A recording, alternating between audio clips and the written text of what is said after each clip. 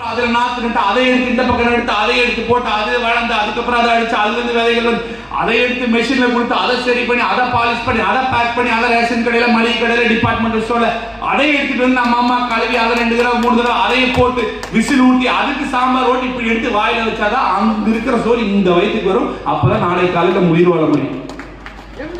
அப்பேற்பட்ட சாப்பாடை தயாரிக்கிற தஞ்சை இதுல நெல்மணிகள் இந்த திமுக ஆட்சி திட்டிட்டே குடோன் கட்டாம விட்டாங்க. அதனால அந்த நெல்மணிகள் எல்லாம் முளைச்சு கிடக்குது.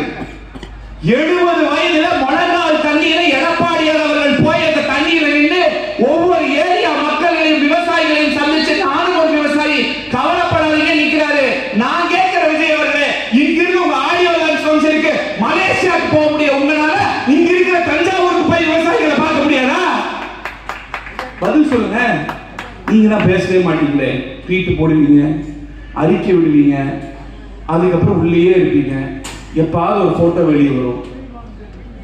நாளைக்கு இங்க இருக்கிற மக்கள் அனைவருக்கும் இங்க ஒரு ரோடு பிரச்சனை, லைட் பிரச்சனை, டிச்சு பிரச்சனை, குப்பை பிரச்சனை, இங்க இருக்கிற எம்எல்ஏக்கள் வந்து நிற்பார்களா இல்ல நடிகர் விஜய் வந்து நிற்பாரா?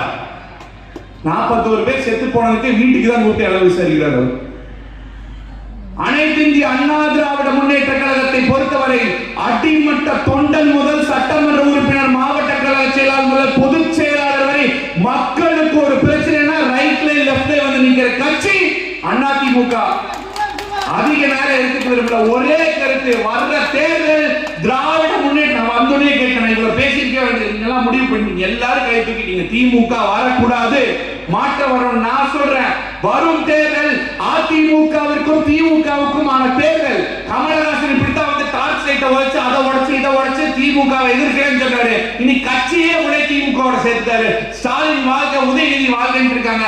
தமிழ்நாட்டில் எந்த 2 கட்சி என்னைக்குமே கூட்டணி சேராது, என்னைக்குமே எதிர் கட்சியா இருக்குன்னா அது அதிமுக திமுக. இன்னைக்கு இருக்கிற விஜய் கட்சி இன்னைக்கு பட வாய்ப்பு வரலன்னா நாளைக்கு போய் திமுக கூட்டணி சேர்ந்து கமலஹாசன் மாதிரி உதயநிதி வாழ்க்கை ஸ்டாலின் வாழ்க்கைன்னு சொல்றதுக்கு ரொம்ப நேரம் ஆகாது.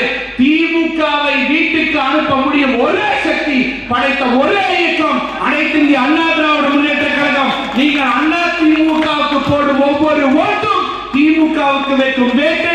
அம்மாவின் ஆட்சி தொடர்ந்து வரும். எடப்பாடியார் முதலமைச்சர் ஆவார். தாலிக்கு தங்கம் வரும், திருமண உதவித்தொகை வரும், மாதம் 2000 வரும், லேப்டாப் வரும், சைக்கிள் வரும், அனைத்து திட்டங்களும் உங்களை தேடி வரும். பாதுகாப்பான தமிழ்நாடு இருக்கும். கஞ்சா போதைகள் ஒழிக்கப்படும். மீண்டும் சுபிட்சமாக தமிழ்நாடு இருக்கும். அந்த பொங்கல் தைப்பொங்கல், தை பிறந்தால் வழி பிறக்கும் என்பது போல் அடுத்த பொங்கல் உண்மையான தைப்பொங்கலாக இருக்கும் என்று கூறி வாய்ப்புக்கு நன்றி கூறி